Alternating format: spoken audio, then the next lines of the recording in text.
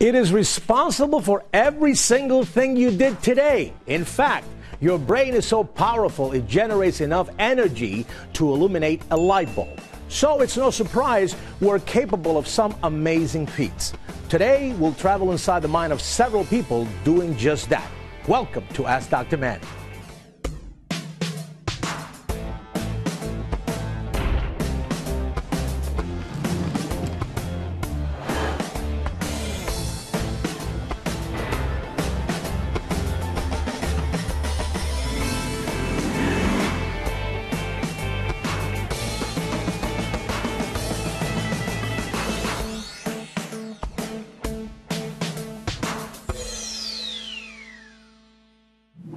The brain is the most complex organ in the human body. After all, it's responsible for everything that makes us who we are. Scientists have been studying its inner workings for years. But with 100 billion nerve cells working together to regulate our thoughts, movements, and vital processes like breathing and digestion, it's no wonder we still have so much to learn. One of the great mysteries of the brain is our capacity for creativity and expression. And as you'll see in our first story, sometimes creativity comes from the most unexpected places. I started having these weird headaches for like 2-3 months. It would kind of come on and off. It was just like excruciating. You just knew there was something wrong, you know, when you start like, your body is like, go to the hospital, and then that's where everything would change. I was diagnosed with a cavernous malformation December 10th, 2006. It's a blood tangle of blood vessels, and it's in a delicate spot where the memory language is. So it's like when you have a cavernous malformation, I mean, there's many kinds of seizures. After the hemorrhage, I think it just pulled me in this other way to kind of open up and try my best to express the emotions and feelings through my art. I saw a really big change in my artwork after my diagnosis 2006. Before I found it, when you see a lot of my earlier work, it's very simple. There wasn't a lot of clutter or detail in that way. Now, a lot of the new stuff is just like every space in the canvas is cluttered with everything, like it has to be put out there. So I think it becomes definitely to a point where it's just become compulsive, like you just need to get every detail. Sometimes actually, some of the paint actually triggers some of the images in the piece. So this is the piece here, definitely once again inspired by Alice in Wonderland there. That was the first image. I do have some images of this when I just first started here. Surgery is definitely one of the things in the back burner right now. I mean, it's always taking a risk, and it's very scary. Some doctors say it could be a success. Other doctors say we shouldn't touch it because it could cause more serious damage, or it could cause even more serious seizures or blindness or memory loss or stroke. I mean, it could cause different things, but I'm risking both ways. As Leonard Cohen said, it was like everything, there's a crack in everything, and that's how the light gets in. And I think that is so beautiful to live by that. I just think it's so true. There is that hope. And still ahead, we'll tap into our inner Beethoven as we listen to the sweet sounds of a 12-year-old music prodigy at work. But first, we'll talk to the neurologist who treated Allison, and he will take us inside the mind of the artist. That's coming up next.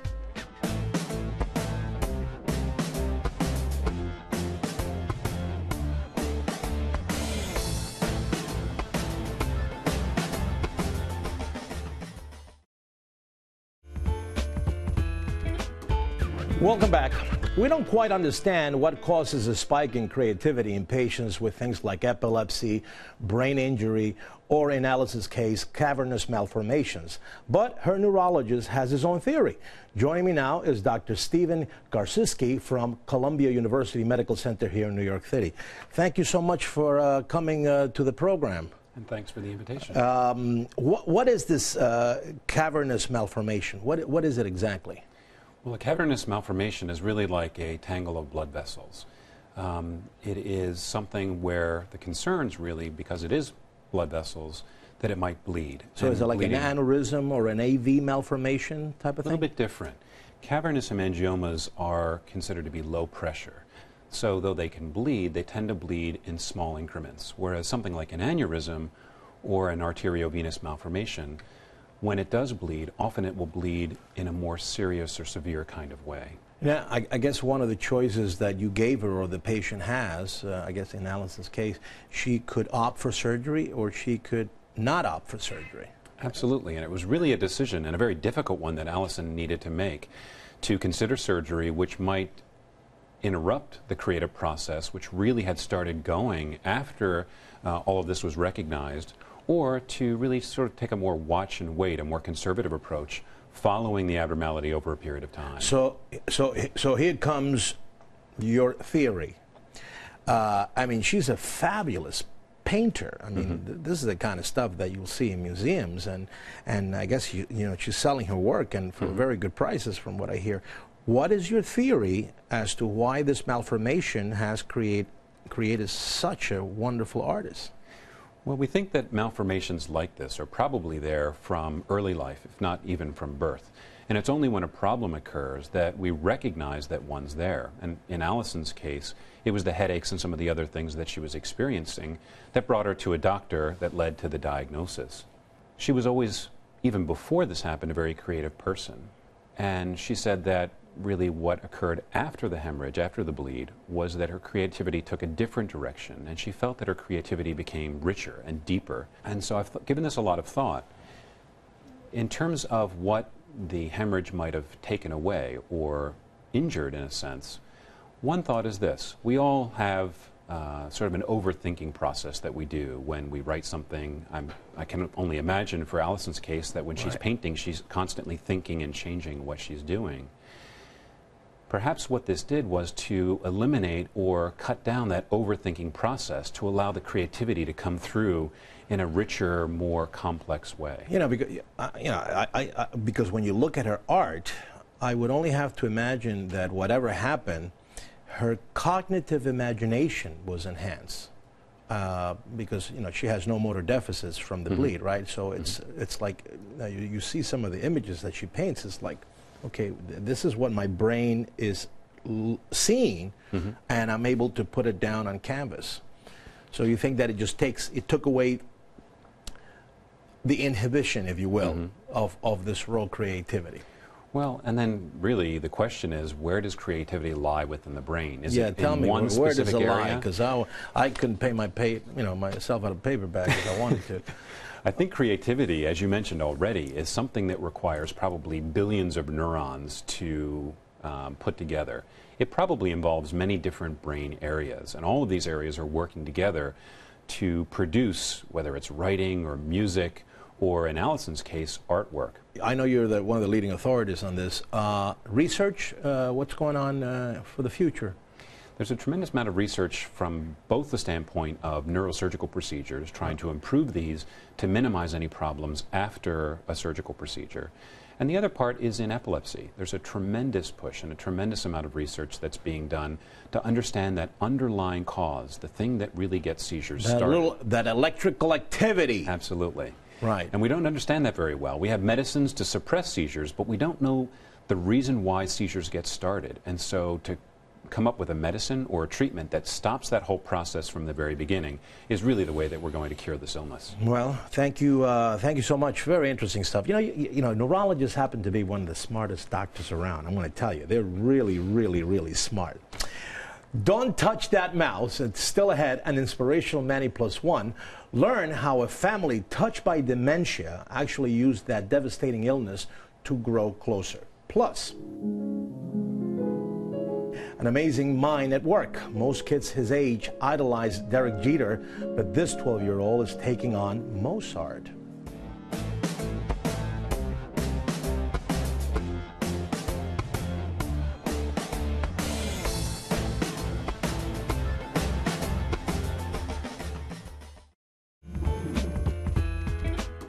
We know the mind works in mysterious ways. Some people can crunch numbers with the speed of a calculator.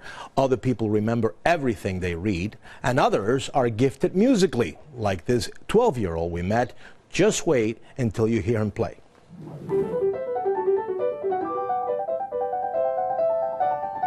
I really like the piano. I mean, there's so many different kinds of sounds you can make. There's so much different things you can play. And I love music too. I think it's a very expressive way of saying something. For almost a decade, Brian G. has been saying a lot through his music. Amazing, because he's just 12. When I was almost 3, I was begging my mom for my first lesson. By age 5, the musical prodigy was in a full scholarship at the Manhattan School of Music. I'm not exactly sure how it works, but when I hear something, I can kind of play it. I can play a tune. I can kind of play the chords if I hear something. After excelling at the Manhattan School of Music and the Special Music School at the Kaufman Center, Brian took on one of the most prestigious performing arts conservatories in the world, Juilliard, where Veda Kaplinski is a professor. His innate musicality was so evident from the first note he played that I just was really drawn to him, and I said, okay, I'll take him. And he's been wonderful to work with. For the past year, Professor Kaplinski and Brian have been working together, creating show-stopping, beautiful music. As you might imagine, Brian's parents are incredibly proud. Last night we were reviewing some of the DVDs they played a couple years ago. I still, shocked by the audience reaction after he's playing. It's just so overwhelming. That's a moment you really enjoy and proud of him. For me, I think the only person's music can touch me is his music. So, not when he was practicing, but when he was doing performance. There's no doubt about it. Brian is a child prodigy. But the question is, how does one develop such an amazing talent at a very young age? The truth is, there have been just a few studies that have examined the neurological activity of child prodigies, with most experts believing that it is a mix of natural-born ability combined with hard work. You really need to start as early as you can if you haven't started yet. I think that's really important. You have to develop all of these kind of techniques and stuff. You really have to devote a lot of time if you want to really play music well. And whether it is Bach or Coldplay, for Brian, all music shares one thing. A great piece of music, I think, if it's played really well, I think can really touch you somewhere inside. Brian says his dream is to be a concert pianist when he grows up. It seems he's well on his way. And coming up later in the show, a Manny Plus One you don't want to miss. A man who mixed his passion for photography with the slow and painful loss of his father.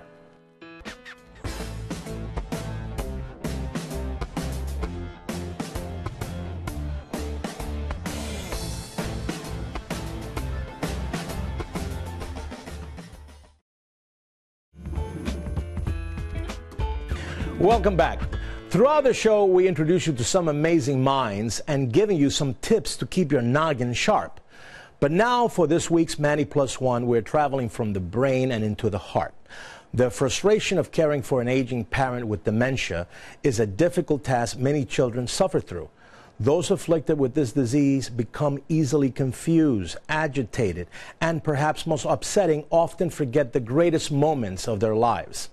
As heartbreaking as these events might be, they can inspire. I want you to meet a man who used his unique view of the world to savor his last days with his father. I realized, I think, unconsciously, this was a really incredible time. This was a gift to have with my father, even though it was incredibly painful and it was a really hard thing to do. I just wanted to remember it. And I wanted to remember the things he said and how he looked and how much we loved each other.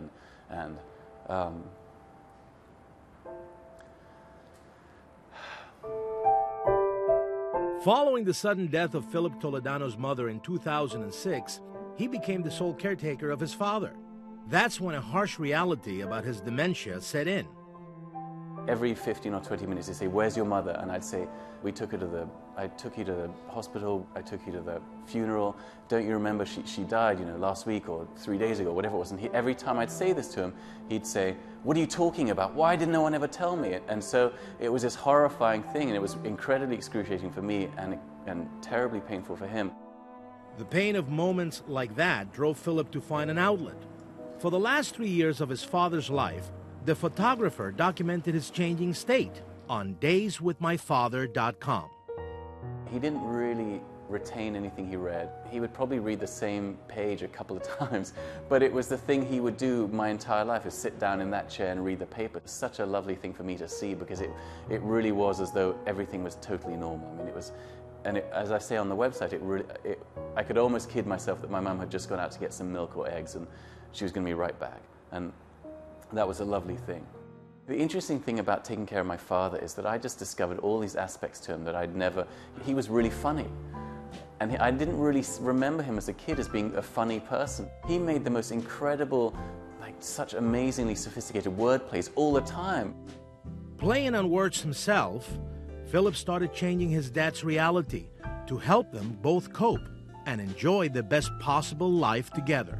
Eventually I just ended up saying that my mum was in Paris taking care of her sick brother. Or I'd say, yeah, she's running a circus, and I'd sort of do the lion tame, putting a lion in the head in the lion's mouth, or the trapeze act, or, you know, and we'd start laughing.